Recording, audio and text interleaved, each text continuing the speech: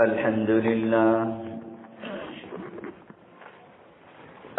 لله نحمده ونستعينه ونستغفره ونؤمن به ونتوكل عليه ونعوذ بالله من شرور أنفسنا ومن سيئات أعمالنا من يهده الله فلا مضل له ومن يضلله فلا هادي له ونشهد أن لا إله إلا الله وحده لا شريك له ونشهد أن محمدا عبده ورسوله أما بعد فأعوذ بالله من الشيطان الرجيم بسم الله الرحمن الرحيم يحلفون بالله ما قالوا ولقد قالوا كلمة الكفر وكفروا بعد إسلامهم وقال تعالى في آية أخرى إن الذين يا أيها الذين آمنوا لا ترفعوا أصواتكم فوق صوت النبي وقال رسول الله صلى الله عليه وسلم إنما أخاف على أمة الأئمة المضلين لا تزال طائفة من أمتي على الحق ظاهرين وقال تعالى في شأن حبيبه إن الله وملائكته يصلون على النبي يا أيها الذين آمنوا صلوا عليه وسلموا تسليما اللهم صل على محمد وعلى آل محمد كما صليت على إبراهيم وعلى آل إبراهيم إنك حميد مجيد اللهم بارك على محمد وعلى آل محمد كما باركت على إبراهيم وعلى آل إبراهيم إنك حميد مجيد بلغ العلا بكماله كشف الدجى بجماله حسنت جميع خصاله صلوا عليه وآله الحمد لله محترم حاضرین আল্লাহ পাকের দরবারে লাখ কোটি শুকরিয়া মহান রব্বুল আলামিন বড় দয়া করে মেহেরবানি করে আমাদেরকে পবিত্র মুহররম মাসের 10 তারিখে দ্বিতীয় জুমায় মসজিদে এসে হাজির হওয়ার তৌফিক দান করেছেন এই জন্য অন্তর থেকে শুকরিয়াতান বলি আলহামদুলিল্লাহ। আজকে হয়তো অনেকে রোজা আছেন, আশুরার রোজা অনেকে হয়তো আছেন। অত্যন্ত বরকতপূর্ণ মহিমান্বিত একটি দিবস এবং এই রোজার অনেক ফজিলত রয়েছে। রাসূলের ঘোষণা, রমজানের রোজার পরে যতগুলো রোজা আছে তার মধ্যে শ্রেষ্ঠতম, সবচেয়ে উত্তম এবং শ্রেষ্ঠতম রোজা হলো এই আশুরার রোজা। তো আমরা আলহামদুলিল্লাহ অনেকে রোজা আছি, যারা রোজা রাখতে পারি নাই অন্যান্য ইবাদতের মধ্যে আমরা আমাদের সময়টাকে কাটাবো ইনশাআল্লাহ। গত শুক্রবার আমরা আলোচনা শুনেছি আশুরার এই দিবস 10 মুহররম। সহিহ হাদিসে 2টি গুরুত্বপূর্ণ বিষয় পাওয়া যায়। একটি হযরত মূসা আলাইহিস সালাম এই দিবসে ফেরাউনের কবল থেকে, জালেমের কবল থেকে ঈমানদারদেরকে নিয়ে মুক্তি পেয়েছিলেন। আর সেই ফেরাউন জালেম লোহিত সাগরে এই দিবসে ডুবে মরেছিল। শুকরিয়া আদায়ের জন্য মুসা আলাইহিস সালাম এই দিবসে রোজা রাখতেন, তার উম্মতরাও রোজা রাখত। পরবর্তীতে তার আগে আরেকটি ঘটনা ঘটেছে, হযরত নূহ আলাইহিস সালামের সমগ্র বিশ্বে কুফরি শক্তিতে ভরে গিয়েছিল। 9 থেকে 950 বছর দাওয়াত দেওয়ার পরেও মাত্র 80 জন মানুষ তৎকালীন যুগে মুসলমান হয়েছিল। হযরত নূহ আলাইহিস সালাম আল্লাহর কাছে ফরিয়াদ জানিয়েছিলেন, রাব্বি লা তাযর আলাল আরদি মিনাল কাফিরিনা দাইয়ারা, আয় আল্লাহ এই জালেম কাফেরদেরকে একটাকেও তুমি ছেড়ো না, সবগুলোকে শেষ করে দাও। দোয়া কবুল করেছেন আল্লাহ তাআলা, সকলকে মহাপ্লাবনে আল্লাহ তাআলা শেষ করে দিয়েছিলেন।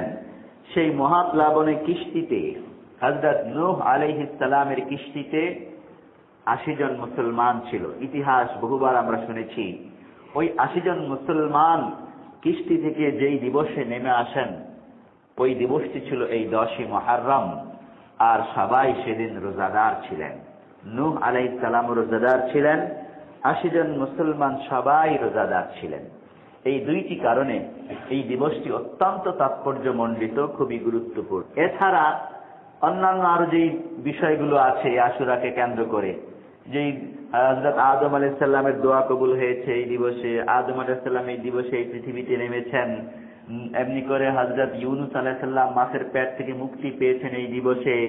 তারপরে আরো অনেক যে ইতিহাস ঘটনা আছে সেগুলো সহিহ হাদিস দ্বারা প্রমাণিত নয়, এজন্য ওগুলোর আলোচনা আমি করি না। কোনো বক্তা হয়তো করেন ইতিহাসের বই থেকে, সহিহ হাদিস দ্বারা প্রমাণিত নয় বলে সেই আলোচনাগুলো আমি করি না। হযরত হুসাইন রাদিয়াল্লাহু তাআলা আনহুর কারবালার প্রান্তরে শহীদ হওয়ার ইতিহাস, এটা অনেক বছর পরে।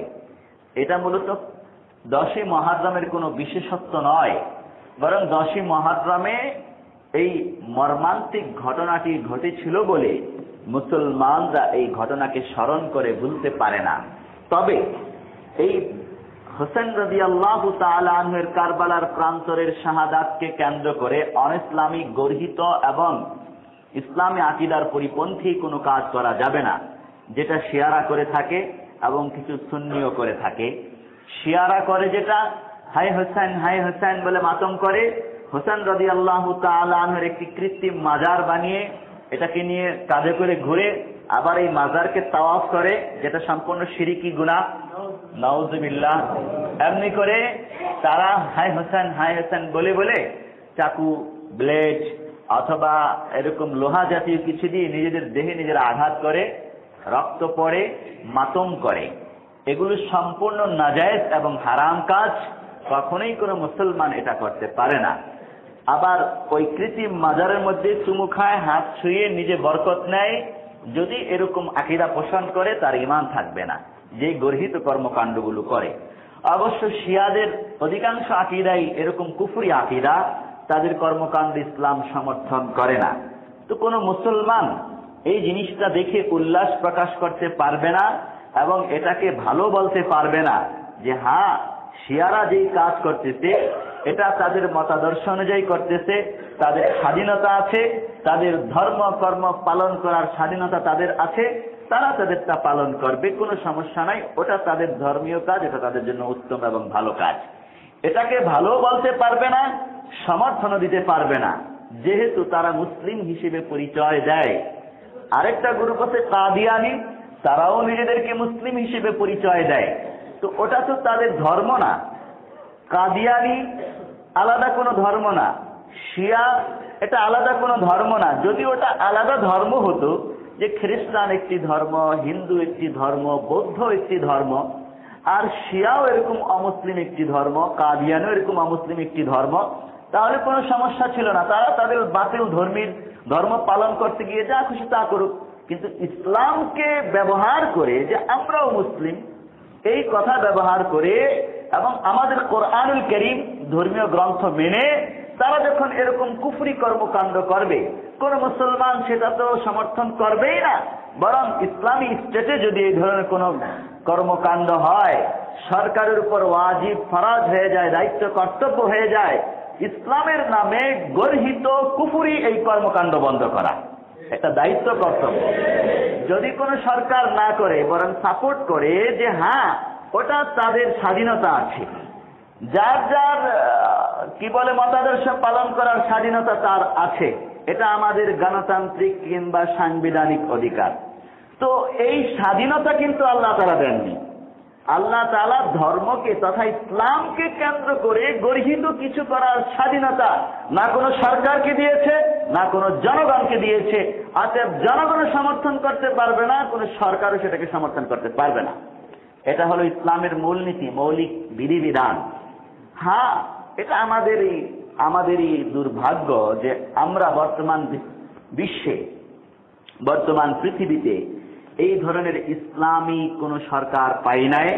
এটা আমাদের ব্যর্থতা। আফগানিস্তানে তৈরি হয়েছিল, কুফরি শক্তি চোখ পড়েছে, ওটাকে ধ্বংস করে দেবার চেষ্টা করেছে, কিন্তু পারে নাই। আলহামদুলিল্লাহ, আফগানিস্তানের 90% এলাকা তালেবানরা শাসন করতেছে এবং পরিপূর্ণ ইসলামী হুকুমত সেখানে কায়েম আছে। আলহামদুলিল্লাহ।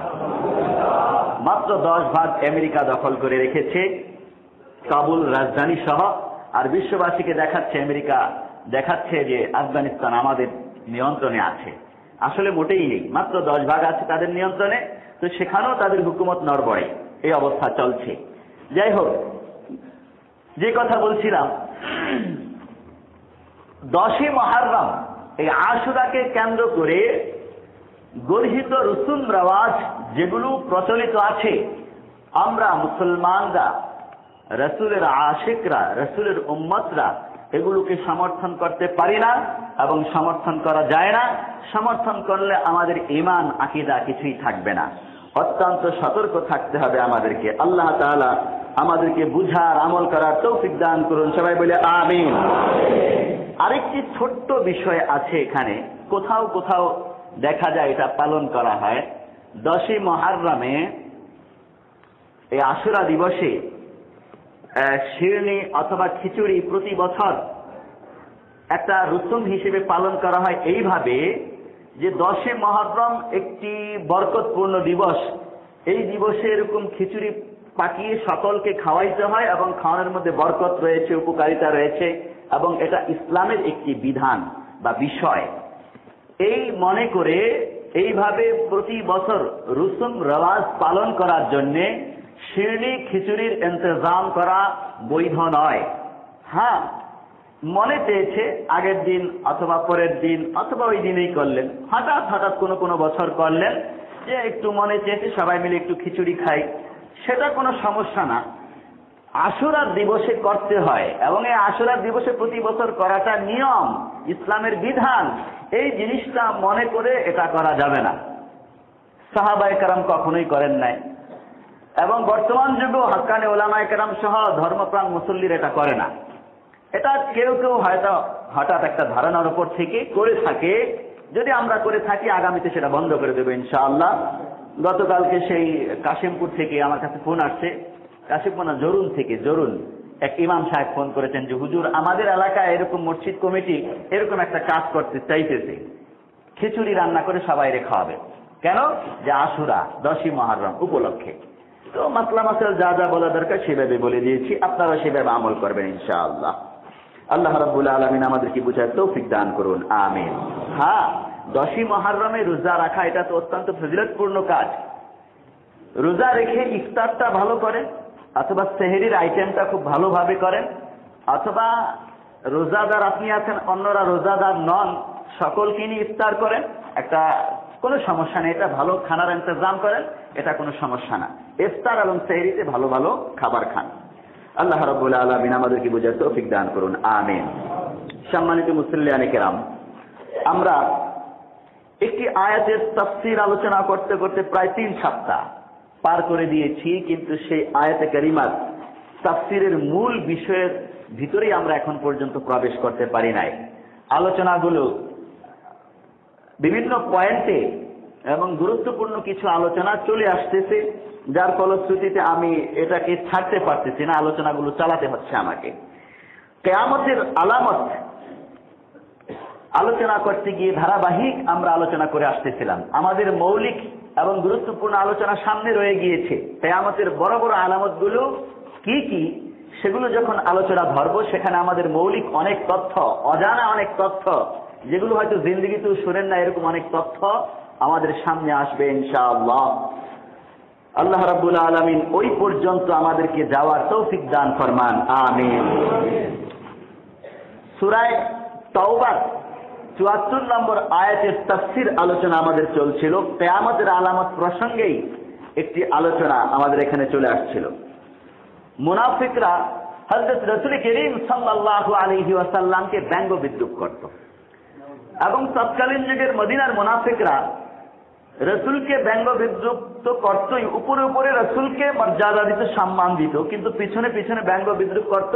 আর মুনাফিকদের যে নেতা ছিল, সর্দার ছিল, অর্থাৎ নিজের দলের নেতা, মুনাফিক দলের নেতা, তাকে রাসূলের চেয়ে বহুগুণ বেশি মর্যাদা দিয়ে তার হুকুমে তামিল করত এবং মনে করত আমাদের নেতার হুকুম মান্য করাই এটা আমাদের ধর্মকর্ম, মুহাম্মাদেরটা মানবো না, ওটা উপরে উপরে শুধু দেখাবো একটু সুযোগ সুবিধা নেওয়ার জন্য।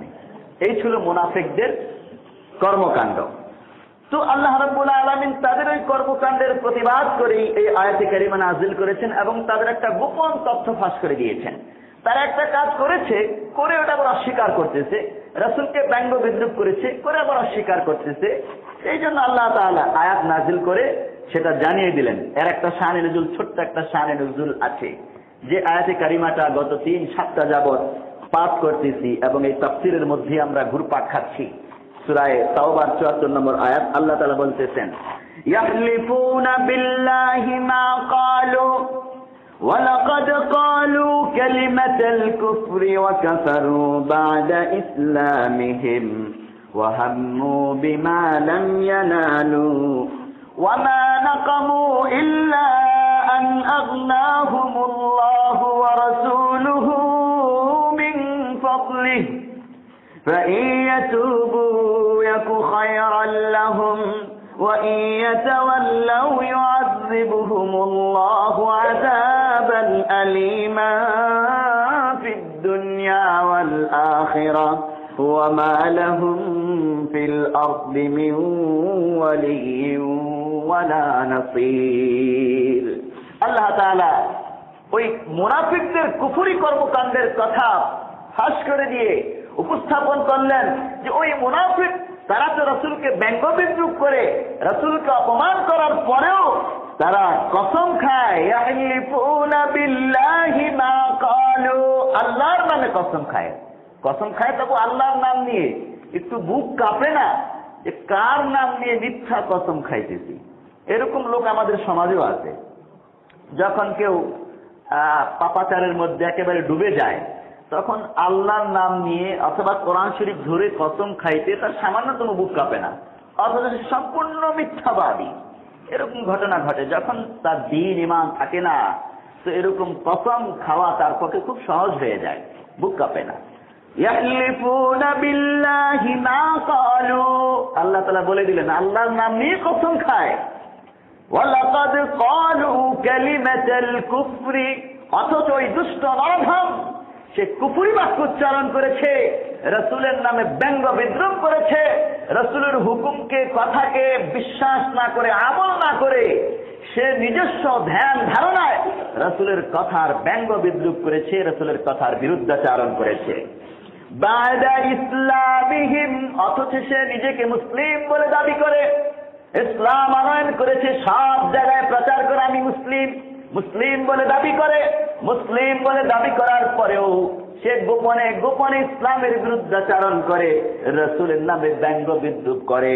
ওয়ালাকাদ ক্বালু কালিমাতাল কুফরি বা'দা ইসলামিহিম। তো আল্লাহ তাআলা একটা শাস্তির ঘোষণা দিয়ে দিলেন এই সমস্ত দুষ্টদের জন্য। ফাইয়াতুবু ইয়াকু খায়রান লাহুম, যদি তারা তওবা করে নেয়, যে অন্যায় করেছে ওটা থেকে অনুতপ্ত হয়ে তওবা করে নেয়, নতুন করে ঈমান আনে, তওবা করে, খায়রান লাহুম, তবে তো তাদের জন্য মঙ্গল, ভালো। আর যদি তওবা না করে, ওয়া ইয়াতাওয়াল্লাউ, আর যদি তারা মুখ ফিরিয়ে নেয়, নতুন করে ঈমান না আনে, তওবা না করে, একনিষ্ঠ মুসলিম না হয়, রাসূলকে মহব্বত না করে, কি হবে? ইউআযিবুহুমুল্লাহু আযাবান আলীমান ফিদ দুনিয়া ওয়াল আখিরাহ। আল্লাহ রাব্বুল আলামিন তাদেরকে যন্ত্রণাদায়ক শাস্তি দেবেন, দুনিয়াতে এবং আখিরাতে উভয় জায়গায় লাঞ্ছিত অপমানিত করে যন্ত্রণাদায়ক কঠিন শাস্তি আল্লাহ তাআলা তাদেরকে দেবেন। وما لهم في الأرض من ولي ولا نصير। তাদের কোনই সাহায্যকারী নাই, এই দুনিয়াতেও না আখিরাতেও না। তাদেরকে সাহায্য করার জন্য কেউ এগিয়ে আসবে না, কোন মুমিনরা তাদের জন্য সামান্যতম দয়া করবে না, তাদেরকে সহায়তা করার জন্য এগিয়ে আসবে না। আল্লাহর ঘোষণা সত্য বাস্তব। গণজাগরণ মঞ্চে যারা রাসূলকে অপমান করে ব্যঙ্গ বিদ্রুপ করেছে, তথাকথিত কিছু ব্লগার, সব ব্লগার নয়, তথাকথিত কিছু ব্লগার রাসূলকে অপমান করে ব্যঙ্গ বিদ্রুপ করেছে, ওই গণজাগরণ মঞ্চ থেকে যদি পুলিশের প্রহরা উঠিয়ে নেওয়া হয়, আজকে তারা গণজাগরণ মঞ্চে থাকবে তো দূরের কথা, রাস্তা দিয়ে হাঁটারও দুঃসাহস দেখাতে পারবে না।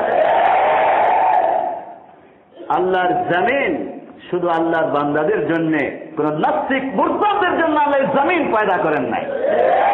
এটা আমার ঘোষণা নয়, আল্লাহর ঘোষণা। ওয়ামা লাহুম ফিল আরদি মিন ওয়ালিয়্যিন ওয়ালা নাসীর। আর যদি চেষ্টা করে পৃথিবীর কোন শক্তি তাদেরকে বাঁচাতে, আমার মনে হচ্ছে আল্লাহর এই আয়াতের উপর বিশ্বাস রেখে আমি বলতে পারি, পৃথিবীর কোন শক্তি, কোন ক্ষমতা তাদেরকে বাঁচাতে পারবে না, হেফাজত করতে পারবে না। কোন না কোন ভাবে তাদের শাস্তির ব্যবস্থা আল্লাহ তাআলা করে দেবেন ইনশাআল্লাহ। অতএব বাংলার জমিনে আলহামদুলিল্লাহ হেফাজত ইসলামের আন্দোলনের কারণে নাস্তিক মুরতাদরা এত শিক্ষা পেয়েছে, এমন শিক্ষা পেয়েছে, ভবিষ্যতের সম্ভবত অন্তত 100 বছর এরা মাথা চারা দিয়ে খুব একটা বাহাদুরির সাথে ইসলামের বিরুদ্ধাচরণ করার দুঃসাহস দেখাতে পারবে না ইনশাআল্লাহ। তারা দেখেছে বাংলার জগতে, বাংলার জমিনে তৌহিদি জনতা ইসলামের প্রতি, রাসূলের প্রতি, কোরআনের প্রতি কতটা মহাব্বত। যখন 5ই মে প্রায় 1 কোটি মানুষ ঢাকা অবরোধে নেমে গেল, শুধু বাংলাদেশ না সমগ্র বিশ্ব মিডিয়ার মাধ্যমে এই দৃশ্য দেখে হতভম্ব হয়ে গিয়েছে। বাংলার মানুষ তাদের নবীকে এতটা মহাব্বত করে, এতটা ভালোবাসে, দল মত নির্বিশেষে সবাই রাস্তায় নেমে এসেছে, গুলির কোনো পরোয়া করে নাই তারা। আলহামদুলিল্লাহ, এটা আমাদের জন্য সৌভাগ্য। আমরা আমাদের নবীকে ভালোবাসি, এই কথাটা প্রকাশ্যে বিশ্ববাসীকে দেখাতে পেরেছি। সবাই বলে আলহামদুলিল্লাহ। নাস্তিক মুরতাদরা শিখে নে এখান থেকে যে আমরা আমাদের নবীকে কতটা ভালোবাসি। তোমরা দেখে নাও, শাপলা চত্বরে দেখে নাও কিভাবে নবীকে ভালোবেসে গুলি বুকি নিয়ে শহীদ হয়ে যায়। আল্লাহ রাব্বুল আলামিন আমাদের সেই শহীদ ভাইদেরকে কবুল করেন। সবাই বলে আমিন। فَإِن يَتُوبُوا يَكُ خَيْرًا لَّهُمْ وَإِن يَتَوَلَّوْا يُعَذِّبْهُمُ اللَّهُ عَذَابًا أَلِيمًا فِي الدُّنْيَا وَالْآخِرَةِ وَمَا لَهُمْ فِي الْأَرْضِ مِنْ وَلِيٍّ وَلَا نَصِيرٍ। হযরত আমির ইবনে কায়েস রাদিয়াল্লাহু তাআলা আনহু, তো আমির ইবনে কায়েস রাদিয়াল্লাহু তাআলা আনহু ওই মুনাফিক যে অপমান করেছিল রাসূলকে, সেটা সে শুনে ফেলেছিল এবং তার দলের নেতাকে যে সে বুক ফুলিয়ে বলতেছিল কথাগুলো, সেটাও শুনেছে। তো আমির ইবনে কায়েস রাসূলের কাছে গিয়ে বলেন, ইয়া রাসূলুল্লাহ, এই মুনাফিক জুল্লাস, তাফসীরে মারিফুল কোরআন খুলে দেখুন 582 নম্বর পৃষ্ঠায় এই মুনাফিকের নাম উল্লেখ করা হয়েছে জুল্লাস, এবং ওই সাহাবীর, মুমিন সাহাবীর নাম উল্লেখ করা হয়েছে হযরত আমির ইবনে কায়েস। তো রাসূলের কাছে যখন সংবাদ পৌঁছলো এই মুনাফিক জুল্লাস সে এরকম ইসলাম নিয়ে ব্যঙ্গ বিদ্রুপ করেছে, বিরুদ্ধাচরণ করেছে, অপমান করেছে ইসলামের এবং রাসূলের, তো হযরত রাসূল করিম সাল্লাল্লাহু আলাইহি সাল্লাম জুল্লাসকে ডাকলেন, তার কাছে শুনলেন তুমি কি এমন করেছো বলেছ? তখন তো রাসূল ছিলেন রাষ্ট্রপতি, তিনি নবীও ছিলেন, রাষ্ট্রপ্রধানও ছিলেন এবং প্রধান সেনাপতিও ছিলেন এবং সমাজপতিও ছিলেন রাসূল করিম সাল্লাল্লাহু আলাইহি সাল্লাম।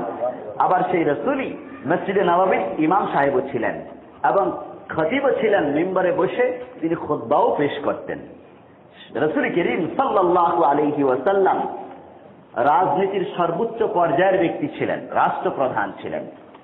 ইসলামী রাজনীতি আছে, ইসলামী রাজনীতি আছে, ইসলামী রাষ্ট্রপ্রধান আছে, এবং ইসলামী পদ্ধতিতে রাষ্ট্র পরিচালনা করা কোরআনের বিধান, কোরআনের ঘোষণা। হযরত রাসূল করিম সাল্লাল্লাহু আলাইহি ওয়াসাল্লাম যখন জিজ্ঞেস করলেন, সেই জুল্লাস অস্বীকার করলেন, না ইয়া রাসূলুল্লাহ, এগুলো আমি বলি নাই, আমি খোদার কসম করে বলতেছি এটা বলি না। ওই যে আল্লাহ তাআলা বলতেছেন, বুক কাঁপে না মিথ্যা বলতে, আল্লাহর নামে কসম করে বলে। তো মসজিদে নববীর মেম্বার, এই মেম্বারের কাছে দুইজনকে ডেকে নিয়ে আসলেন রাসূল, আমর ইবনে কায়েস এবং মুনাফিক জুল্লাস। দুজনকেই বলল, তোমাদের দুজনকেই কসম করতে হবে, শপথ করতে হবে যে তোমরা মিথ্যা বলো নাই।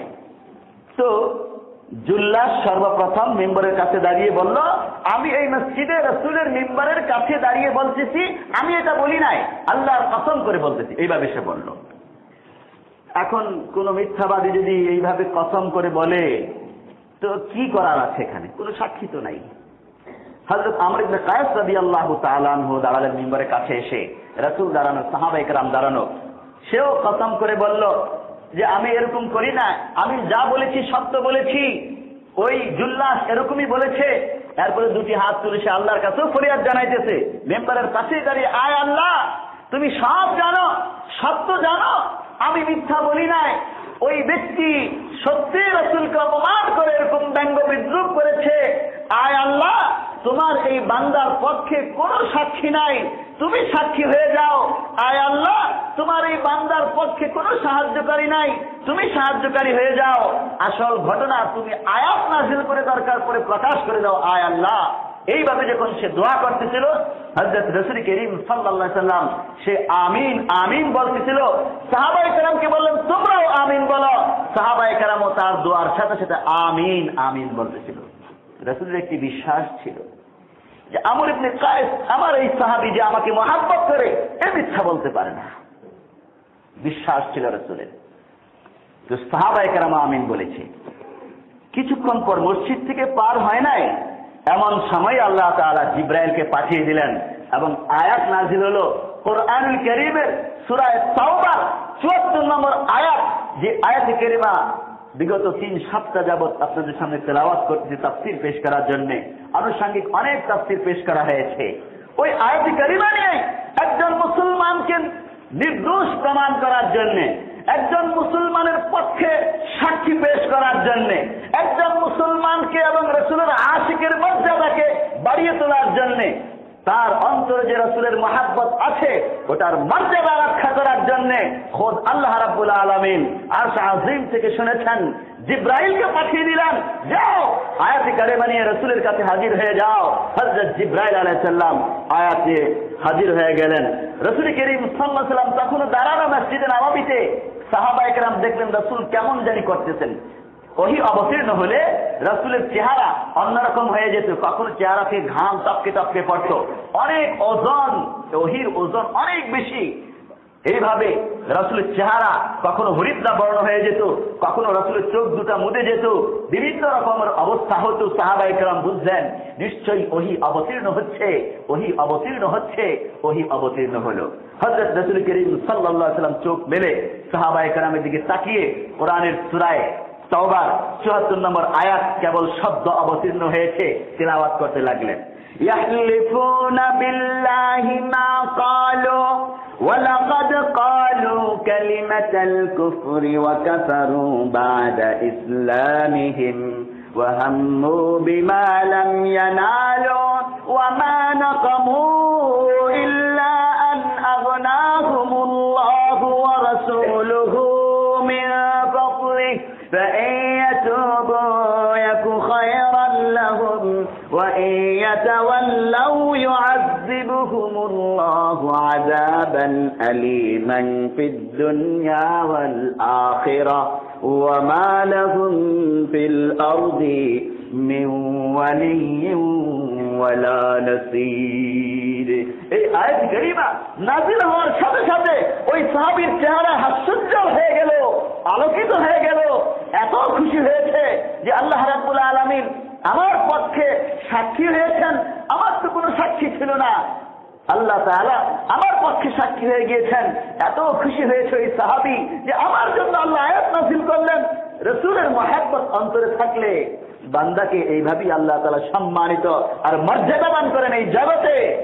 আজ যদি রাসূলের মহব্বত না থাকে, বিরোধিতা থাকে, তাহলে লাঞ্ছিত অপমানিত করে জগৎ থেকে আল্লাহ তাআলা তাকে নিয়ে যাবেন। আমাদের সতর্ক থাকতে হবে, কখনোই যেন আমাদের অন্তরে সামান্যতম বিদ্বেষ অথবা সন্দেহ না আসে রাসূলের ব্যাপারে, রাসূলের সুন্নাতের ব্যাপারে, ইসলামের ব্যাপারে, ইসলামী শিক্ষার ব্যাপারে, উলামায়ে কেরামের ব্যাপারে আমাদেরকে সতর্ক থাকতে হবে। পেয়ারে হাজিরিন, যখন আয়াত অবতীর্ণ হলো, মুনাফিক জুল্লাস ভয় পেয়ে গেল। হাই হাই, এখন তো শেষ, এখন তো আমার কল্লা কেটে দিবে, রাষ্ট্রীয় হুকুম আমার উপর এখনই তো জারি হয়ে যাবে।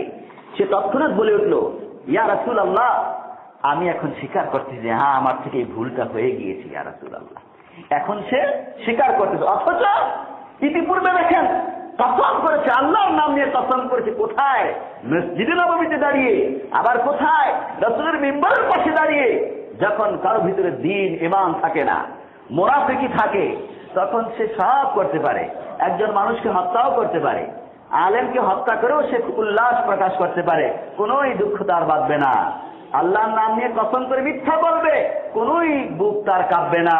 ওই মুনাফিকের জুল্লাসের যে অবস্থা হয়েছিল, আমাদের বর্তমান বিশ্বে, বর্তমান পৃথিবীতে অনেক নামধারী মুসলমানের এই অবস্থা আছে। আমরা আল্লাহর দরবারে ফরিয়াদ জানাবো, এই সমস্ত নামকা ওয়াস্তে মুসলমান অথবা মুনাফিকদেরকে আল্লাহ তাআলা পরিপূর্ণ হেদায়েত নসিব করেন। সবাই বলে আমিন। জুল্লাসকে আল্লাহ তাআলা হেদায়েত নসিব করেছিলেন কেন? সে যখন টের পেয়ে গেল বাঁচার উপায় নাই, তখন সাথে সাথে বলল, ইয়া রাসূলুল্লাহ, আমি ভুল স্বীকার করতেছি।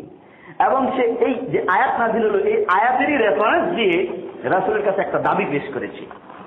আয়াতের মধ্যে কিন্তু একটা অপশন রাখা হয়েছে। বলছি, ইয়া রাসূলুল্লাহ, তাড়াহুড়া করে আমার উপর কোনো বিধান, কোনো শাস্তি প্রয়োগ করেন না। আয়াতে কারিমায় তো আমাকে অবকাশ দেওয়া হয়েছে। কি অবকাশ দিয়েছে আল্লাহ তাআলা?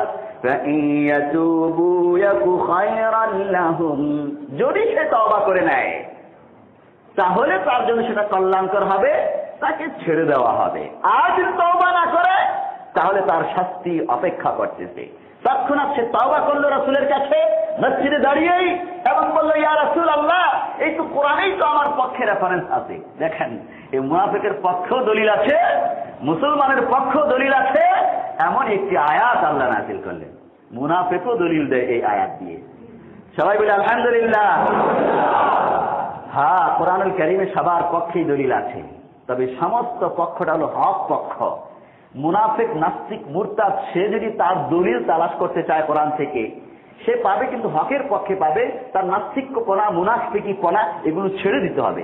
তওবার পক্ষে হাজারো দলিল পাবে। এই জন্য আমরা ওই রাস্তা এবং ঘোষণা আমরা দেই এখনো পর্যন্ত, যত বড় ব্যক্তি হোক, যেই হোক না কেন, তওবার রাস্তা খোলা, কোরআনের হকের রাস্তা খোলা আছে। সবাই চলে আসুন হেদায়েতের রাস্তায়। কেন খামাখা এইভাবে বাতিলের রাস্তায় ঘোরাফেরা করবো আমরা? তো মুনাফিক দলিল দিল কোরআনের সূরা তওবার এই আয়াত থেকে, ইয়া রাসূলুল্লাহ, এখানে তো আমাকে অবকাশ দেওয়া হয়েছে, যদি তওবা করে নেয় তাহলে তাও অবকাশ আছে। ইয়া রাসূলুল্লাহ, আমাকে অবকাশ দিন, আমি তওবা করি। রাসূল তখন সুযোগ দিলেন, সে তওবা করলো এবং পরিপূর্ণ তওবা করলো। অন্তর ধুয়ে মুছে সাফ করে সে পরিপূর্ণ রাসূলের আশিক হয়ে গেল। একটি আয়াতে কারিমা, কোরআনুল কারীমের একটি আয়াতে কারিমা একজন মুনাফিকের বছরের পর বছরের নেফাকি, মুনাফিকি, পাপাচার, গর্হিত কর্মকাণ্ড সব কিছু ধুয়ে মুছে সাফ করে তার জীবনকে পাল্টে দিল। কি আক্ষেপের কথা! কোরআনের 6666টি আয়াত আজকে আমাদের অনেকের জীবনের মোড় ঘোরাতে পারতেছে না, পাল্টাতে পারতেছে না। আমাদের অনেকের রাজনীতির মোড় ঘোরাতে পারতেছে না, পাল্টাতে পারতেছে না। এ আমাদের জন্য বিরাট বড় আক্ষেপের কথা। আল্লাহু আকবার। মুনাফিক জুল্লাস আর মুনাফিক থাকলো না, সে মুমিন হয়ে গেল, রাসূলকে ভালোবাসলো, এমন ভালোবাসলো পরবর্তী প্রত্যেকটা জিহাদের ময়দানে রাসূলের পক্ষ হয়ে জিহাদের ময়দানে অবতীর্ণ হয়, যুদ্ধ জিহাদ করে ইসলামকে বিজয়ী করার জন্য সে চেষ্টা করে। আর কোথাও কোনো মুনাফিক দেখলে তাকে আচ্ছা করে ধুলাই করে একেবারে সাইড করে দেয়। এটা বর্তমান আমাদের সমাজেও আছে। কোথাও মুনাফিক দেখলে ইসলামী একটা আলোচনা হুজুর করেছে, একজনের পছন্দ হয় নাই। কোরআনের আলোচনা, হাদিসের আলোচনা হতে পারে না, আমাদের সমাজে তো অনেক আছে, অনেক মতাদর্শের লোক আছে, পছন্দ হয় না। এমনকি হুজুরকে অনেকে জেএমবি, তারপরে জঙ্গি, এরকমও অনেকে বলতে পারে, বলে। আমাদের বিভিন্ন কিছু মসজিদের ইমাম সাহেবকে এরকম বিভিন্ন উপাধি অনেকে দিয়েছে এবং আলোচনার বিরোধিতা করে। তো আলহামদুলিল্লাহ এই খবরও আমার কানে পৌঁছেছে, মুমিনের সংখ্যাটা যে অনেক বেশি, এটা খবরটা আমার কাছে পৌঁছেছে। প্রকাশ করার সাথে সাথে সেখানে প্রতিবাদ নাস্তানাবুদ করে ছেড়েছে তাকে, এগুলো আমার কাছে পৌঁছে আলহামদুলিল্লাহ। তো কাউকে নাস্তানাবুদ করা আপনাদের যাতে উদ্দেশ্য না হয়, তার হেদায়েত আপনারা উদ্দেশ্য রাখবেন। অন্যায় বললে তার কথার প্রতিবাদ করে তাকে বুঝিয়ে দিবেন সঠিক কোনটা, তাকে ছাড় দেবেন না। অন্যায় বলে সে প্রভাবশালী বলে অন্যায় বলে পার পেয়ে যাবে, আপনি হক কথাটা বলতে পারবেন এরকম না। আপনি হকের আওয়াজ তার কাছে পৌঁছে দিন, তার হেদায়েতের নিয়তে, তাকে অপমান করার জন্য না, কাউকে অপমান করার জন্য কিছু বলবেন না, হেদায়েতের জন্য বলবেন। আল্লাহ তাআলা আমাদেরকে কবুল করেন, সবাই বলে আমিন। বেয়ারে হাজিরিন, রাসূল করিম সাল্লাল্লাহু আলাইহি ওয়াসাল্লাম কত দামি ব্যক্তি ছিলেন, কিন্তু ঈমান আর মহাব্বত রাসূলের জন্য না থাকার কারণে তৎকালীন যুগের মুনাফিকরা কত সহজেই অপমান করতে পেরেছে রাসূলকে। ঠিক একই কথা রাসূল তো আর বর্তমানে নেই, ওলামায়ে কেরাম আছেন, সেই সম্মান মর্যাদা তাদের, কিন্তু ওই মহাব্বত না থাকার কারণে কত সহজে অপমান করা যাচ্ছে এদেরকে। কুরআনুল কারীমে সূরা হুজুরাতের আয়াত দেখেন, আল্লাহ তাআলা রাসূলের মর্যাদা কত উপরে রেখেছেন, এবং তাফসীরে মারিফুল কোরআন খুলে দেখবেন সেখানে তাফসীরটা কি লিখেছে। আল্লাহ রাব্বুল আলামিন ইরশাদ করতেছেন, ইয়া আইয়ুহাল্লাযীনা আমানু লা তারফাউ আসওয়াতাকুম ফাওকা সাওতিন নাবিয়্যি ওয়া লা তাজহারু লাহু বিল কওলি কাজাহরি বা'দিকুম লিবা'দিন আন তাহবাতা আ'মালুকুম ওয়া আনতুম লা তাশউরুন। সূরা হুজুরাত 2 নম্বর আয়াত। ঘটনাচক্রে কোন একটা প্রসঙ্গ নিয়ে রাসূল বসা, সাহাবায়ে কেরাম আলাপ আলোচনা করতেছেন। তো আলাপ আলোচনা করতে গিয়ে একজনের কথা আরেকজনের কথা চেয়ে উঁচু হয়ে গেল। রাসূল বসা, অথচ তাদের কথাবার্তার আওয়াজটা অনেক উঁচু হয়ে গেল, অথচ রাসূল এখানে উপস্থিত আছেন। তো আল্লাহ তাআলার পছন্দ হয় নাই, রাসূলের সামনে উঁচু আওয়াজে কেন কথা বলবে? আল্লাহ তাআলার পছন্দ হলো না, আল্লাহ তাআলা আয়াত নাযিল করলেন, ইয়া আইয়ুহাল্লাযীনা আমানু লা তারফাউ আসওয়াতাকুম ফাওকা সাওতিন নবী।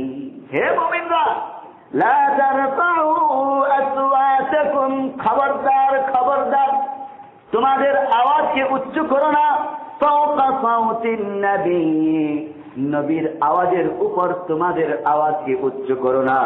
ওয়ালা তাজহারু লাহু বিল কওলি কাজাহরি বা'দিকুম লিবা'দিন আতাহবাতা আমালুকুম। আর রাসূলের সাথে, নবীর সাথে এমন ভাবে কথা বলো না, তার সামনে এমন ভাবে কথা বলো না যেমনি করে তোমরা পরস্পর একে অপরের সাথে কথা বলে থাকো। রাসূলের সামনে, রাসূলের সাথে এমন করে তোমরা কথা বলো না। উঁচু আওয়াজে কথা বলতে নিষেধ করা হয়েছে, এবং সাধারণ আমরা পরস্পর যেভাবে রংঢং করে আলাপ আলোচনা করি ওটা করতে নিষেধ করা হয়েছে। অত্যন্ত তাজিমের সাথে কথা বলার নির্দেশ আল্লাহ তাআলা দিলেন। এই আয়াত অবতীর্ণ হওয়ার পর সাহাবায়ে কেরাম এত ভয় পেলেন। হযরত আবু বকর রাদিয়াল্লাহু তাআলা কথা বলতেন, কথা বুঝা যেত না, বারবার রাসূল জিজ্ঞেস করতেন, কি বলেছ কি বলেছ, এত আস্তে কথা বলতেন, কতটা দেখেন ভয় ছিল। হযরত ওমর রাদিয়াল্লাহু তাআলা কথা বলতেন, ফিস ফিস আওয়াজ হতো। এমনি করে অনেক সাহাবায়ে কেরাম এমন ভয় পেলেন, রাসূলের সাথে, রাসূলের সামনে উঁচু আওয়াজে কথা বলার কোনো দুঃসাহস তারা দেখালেন না। বহু সাহাবীর কণ্ঠই বন্ধ হয়ে গিয়েছে, অন্যের সাথে কথা বলতে গিয়েও আস্তে আস্তে বলে ওই অভ্যাস হয়ে গিয়েছে।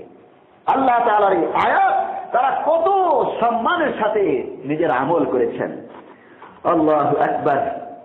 তাফসীরে মারিফুল কোরআনে লিখেছে, রাসূল তো বর্তমানে নেই, রাসূলের হাদিস আছে, রাসূলের উপর অবতীর্ণ কোরআন আছে। যখন কোরআন তেলাওয়াত করা হবে অথবা কোরআনের আলোচনা করা হবে, ওখানেও উঁচু আওয়াজে কেউ কথা বলতে পারবে না, এটা নাজায়েজ, তার জন্য হারাম কাজ। রাসূলের হাদিস পাঠ করা হচ্ছে, তো কেউ নিজের খেয়াল খুশি মতো কিছু কথা বলতেছিল, উঁচু আওয়াজে বলতে, প্রতিবাদ করলো, খবরদার, নাজায়েজ এবং হারাম কাজ। রাসূল নেই, কিন্তু রাসূলের কথা তো আছে। রাসূলের ওই হাদিস হলো রাসূলের কথা, এটার উপর উঁচু আওয়াজে আলোচনা করা যাবে না, কথা বলা যাবে না। রাসূল রওজায় শুয়ে আছেন, রাসূলের রওজার সামনে গিয়েও চেঁচামেচি করা যাবে না, নাজায়েজ এবং হারাম। শান্ত থাকতে হবে, ভদ্রতার সাথে আদব রক্ষা করে চলতে হবে। তাফসীরে কুরতুবী এবং তাফসীরে মারিফুল কোরআন 1276 নম্বর পৃষ্ঠায় লিখেছে, এই আয়াতের তাফসীর ব্যক্ত করতে গিয়ে রাসূল তো বর্তমানে নেই, কিন্তু রাসূলের হাদিস আছে, কোরআন আছে, রাসূলের রওজা আছে, এবং সেই সাথে রাসূলের ওয়ারিস আছে। উলামায়ে কেরাম হলেন রাসূলের ওয়ারিস, রাসূলের কাজগুলো তারা আঞ্জাম দিচ্ছেন। তাফসীরে কুরতুবী, তাফসীরে মারিফুল কোরআন 1276 নম্বর পৃষ্ঠা খুলে দেখবেন, ওখানে লিখেছে উলামায়ে কেরাম যখন কথা বলেন তাদের সামনেও, তারা যেহেতু রাসূলের ওয়ারিস, তাদের সামনেও এইভাবে উঁচু আওয়াজে কথা বলা যাবে না। ধমকি দিয়ে বলবে তো দূরের কথা। হায়, আমরা কোন জগতে কোন জামানায় আছি, কোন জগতে কোন জামানায় আছি। বহু মসজিদের ইমাম সাহেবকে মসজিদ কমিটি কথায় কথায় ধমকি দেয়। সেই শ্রীপুরের এক মসজিদের এক ইমাম সাহেবকে একদিন মসজিদ কমিটির সভাপতি, আমি দেখি নাই, আমাকে ঘটনা হচ্ছে আর এই সময় এসে একজনে জানাইলো, হুজুর এরকম ঘটনা ঘটছে, 3 মিনিট বা 4 মিনিট দেরি হয়েছে জামাতে দাঁড়াতে, মসজিদে ঘড়ি আছে, তো জামাত শেষ, নামাজ শেষ, ইমাম সাহেবকে প্রচন্ড বেগে ধমকি দিয়ে বলল, ঘড়ি কিসের জন্য রাখা হয়েছে? ঘড়ি টাঙ্গে ফেলে দেন, বাইরে ফেলে দেন। ঘড়ি কেন টানায় রাখছেন? যদি টাইম এইভাবে 2 মিনিট 3 মিনিট 4 মিনিট দেরি হয়, টাইম যদি রক্ষা করতে না পারেন, ঘড়ি কেন রাখছেন? ফেলে দেন ঘড়ি। ইমাম সাহেবকে ধমকি দিল। তো ইমাম সাহেব কতটা কষ্ট পাবে। অথচ ওই ব্যক্তি কিরকম, সে এমন ব্যবসা করে যেগুলো হালাল হারামের কোনো বালাই নেই, সুদ ঘুষ দুর্নীতি বহু কিছু, একজন সুদখোর ঘুষখোর এবং সম্ভবত 5 ওয়াক্ত নামাজিও নয়, এরকম ব্যক্তি রাসূলের ওয়ারিসকে এইভাবে ধমকি দেয়। আরে আরবের বহু জায়গায় খোঁজ নিয়ে দেখেন, ইমাম সাহেবের টাইমই হলো জামাতের টাইম, নামাজের টাইম, ওখানে ঘড়ি কোনো ঘড়ি না। ইমাম সাহেব আজানের টাইম আছে, কিন্তু জামাতের টাইম নাই। ইমাম সাহেব যখন আসবেন তখনই জামাত টাইম হবে, 10 মিনিট পরে হতে পারে, 20 মিনিট পরে হতে পারে। তো আমাদের দেশে এটা করা সম্ভব না, আমাদের দেশে টাইম মেনটেন করতে হবে। তাই বলে 5 মিনিট ঘটনাক্রমে 5 মিনিট বা 10 মিনিট দেরি হয়ে গেল, আর ইমাম সাহেবকে আপনার মতো একজন সুদখোর ঘুষখোর দুর্নীতিবাজ বেনামাজি ব্যক্তি হুমকি ধমকি দেবেন রাসূলের ওয়ারিসকে। তো আল্লাহর এই আয়াত কোরআনুল কারীমে আল্লাহ তাআলা যে আয়াত নাযিল করেছেন, রাসূলের অসংখ্য হাদিস, তো আপনি শুধু ওই আলেমকে অপমান করেন নাই, কোরআনের এই আয়াতকে রাসূলের হাদিসকে অপমান করেছেন। এই জন্য সাবধান থাকতে হবে।